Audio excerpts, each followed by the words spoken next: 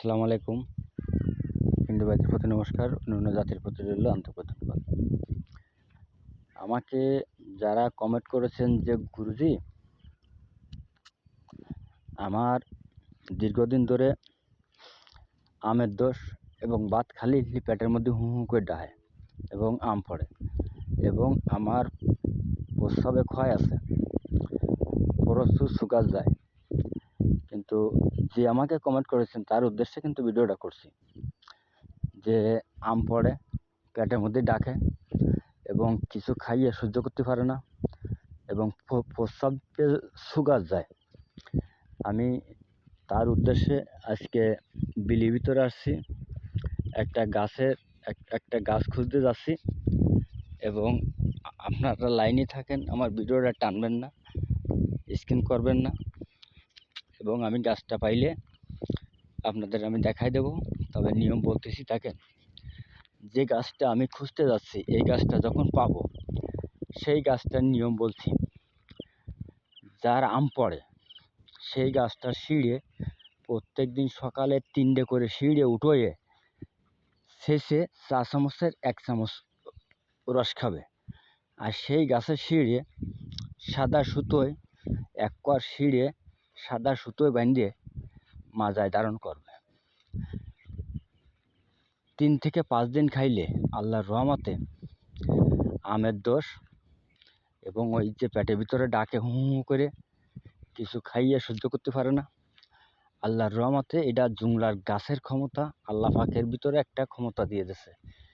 সেই ক্ষমতার জোরে, সেই গাছের ক্ষমতার জোরে আল্লাহ পাক এই কাজগুলোকে সফল করে। তবে আপনারা প্রত্যেক দিন বাসি পেটে 4 চামচের 1 চামচ রস খাবে। এবার যখন আমের দোষ সেরে যাবে, এই গাছের সিঁড়ে যদি বড় হয় একটা সিঁড়ে নেবেন, আর যদি ছোটো হয় তার 3টে সিঁড়ে নেবেন, নিয়ে শেষে এই যে 4 চামচের 1 চামচ রস হবে। এই রসটা সকালে বাসি পেটে খাবে, আধা ঘন্টার ভিতরে কিছু খাবে না। আল্লাহর রহমতে আম বলে কোনো জিনিস থাকবে না। এবার যখন 3 থেকে 5 দিন, 5 দিন থেকে 7 দিনের মধ্যে যখন আপনার আমের দোষ সেরে যাবে, তখন এই গাছের সিঁড়ে আবারই বাটিয়ে ওই একই নিয়মে, তবে এবারটা একটু নিয়মটা ব্যতিক্রম। একই নিয়ম,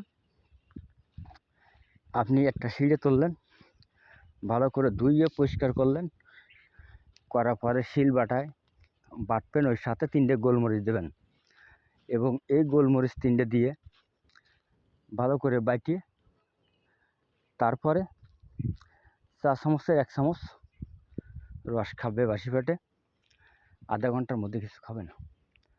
আল্লাহর রহমতে এই জুমলার গাছের উসিলায় আল্লাহ পাক ওই ব্যাধিকে মাফ করে দেবে। এবং আমার ভিডিওটা যদি ভালো লাগে আপনারটা বেশি বেশি করে লাইক করবেন, কমেন্ট করবেন, শেয়ার করবেন। এবং আমি গাছটা প্রায় পেয়ে গেছি, আমি আপনাদের গাছটা আমি দেখাচ্ছি। এ আছে বহু মূল্যবান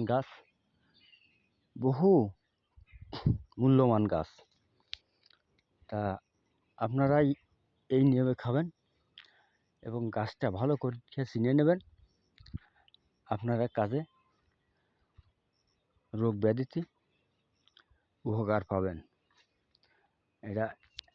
এটা পরীক্ষিত, বা আমি এটা নিজেও খাইছি, অপরকেও খাওয়াইছি।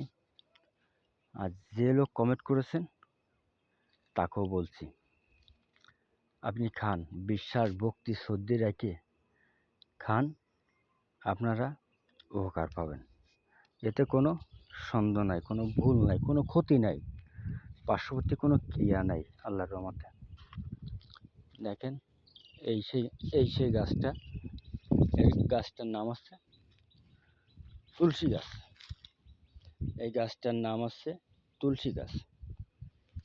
এই গাছটা পুজো মন্দিরে থাকে, রাস্তাঘাটে থাকে, শ্মশানে থাকে, বিভিন্ন জায়গায় থাকে।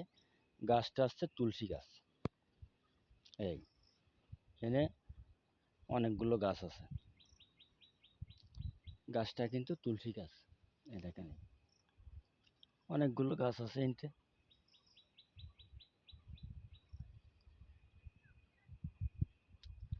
এবং এই তুলসীর পাতা যদি কেউ সকালে 7টা করে পাতা চাবাই খায় 3টা আলো চাল দিয়ে, তার তার শরীরে কখনো কোনো রাতে জ্বর থাকবে না। ব্যায়াম সকালে ঘুমাতে উঠে বাসি মুখে 7টা তুলসীর পাতা 3টা আলো চাল আপনারটা চাবাই খাবেন। যার দীর্ঘদিন শরীরের ভিতরে জ্বর থাকে বা জ্বর, মাথায় জ্বালা, যন্ত্রণা, সর্দি, কাশি, আপনারা খান, আল্লাহর রহমতে উপকার পাবেন। ধন্যবাদ। ভালো থাকেন, সুস্থ থাকেন এই কামনাই করি।